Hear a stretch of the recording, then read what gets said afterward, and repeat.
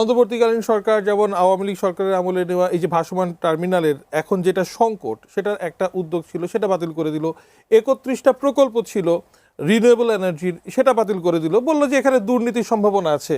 সেই দুর্নীতির সম্ভাবনার চিত্রও তো 2 বছরে প্রাতিষ্ঠানিকভাবে দেখলাম না। সেটার বিকল্প সমাধান কি রেখেছিলেন? সরকার এই কাজগুলোর দিকে যেমনি নজর দেয়নি, কারণ হচ্ছে যে তার এক্সপেরিয়েন্স, তার যে অ্যারেঞ্জমেন্ট, এটা ঘাটতি ছিল। আবার ওই যে কাজটি করেছে, আবার আমেরিকার সাথে চুক্তি করেছে, তার কারণ হচ্ছে যে তার মধ্যে এক ধরনের চালাকি ছিল, চাতুরতা ছিল, ধোঁকাবাজি ছিল, কাউকে কাউকে স্পেস দেওয়ার জন্য একটা প্রবণতা ছিল। অর্থাৎ বেসিক জায়গাগুলোকে সে অ্যাড্রেস করেনি। তার একটা ব্যাখ্যা দেওয়া যায় যে এই কারণে তাকে অ্যাড্রেস করা সম্ভব হয়নি। কিন্তু ওই যে জাতে মাতাল তালে ঠিক বলে না, সরকার সেই কাজটি করে গেছে। ডক্টর ইউনূস আমেরিকাকে জায়গা দিয়ে গেছে, ঠিক এই। আর এই সরকার 6 মাস, এই 6 মাসের মধ্যে তার অনেকগুলো প্রকল্প গ্রহণ করা, এটি অনেকগুলো চ্যালেঞ্জ আছে। কিন্তু নতুন সরকার আবার একটা 6 মাসের শিশুকে আপনি বলতে পারেন না যে এই শিশুটা বড় হলে কি হবে। কিন্তু ক্লাস 5-এর একটা স্টুডেন্টের সাথে একজন শিক্ষক যদি 1 ঘন্টা কথা বলে, মোটামুটি তার সম্পর্কে একটা ধারণা পায়। আমরা সরকারের ফিলোসফিটা বুঝতে চাই। আমি এখন পর্যন্ত যেটা দেখছি, সরকারের ফিলোসফিতে, সরকারের প্ল্যানিংয়ের ক্ষেত্রে অস্বচ্ছতা আছে, অস্বচ্ছতা আছে। এখন পর্যন্ত সে তার যে ব্যর্থতাগুলো অতীতে উপরে চাপিয়ে দেওয়া একটা প্রবণতা আছে, দায়টা অন্যের উপরে চাপিয়ে দেওয়ার প্রবণতা আছে।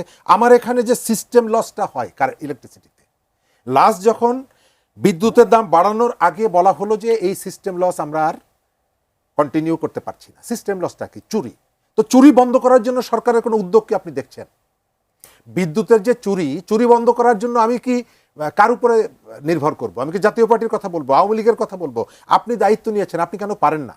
আপনি রাজনৈতিক একটা শক্তিকে যদি মোকাবেলা করতে পারেন, আপনি অন্যান্য জায়গাগুলো দক্ষতা দেখাতে পারেন, তাহলে বিদ্যুৎ খাতে চুরি বন্ধ কেন করতে পারেন না? পারেন না এই কারণে, এই জায়গাটা পলিটিক্যাল গভর্নমেন্টগুলো যখন চেঞ্জ হয় তখন হাত বদল হয়। এক সময়ে আপনার এই যে কারওয়ান বাজারে যারা চাঁদাবাজি করতো, চাঁদাবাজি ঠিকই আছে, শুধু মুখের পরিবর্তন হয়েছে। সরকার এই জায়গাটা চাইলে করতে পারত। 2 দর্শক তাদের ফিলিংসটা বলেছে।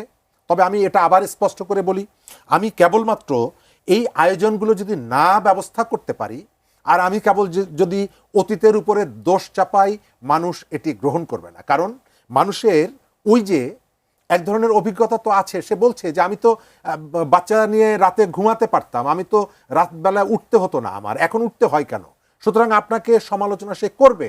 আপনি আমাকে যে স্বপ্নটা দেখিয়েছিলেন পরিবর্তনের, সেই পরিবর্তনের স্বপ্নটা তো আমি দেখছি না।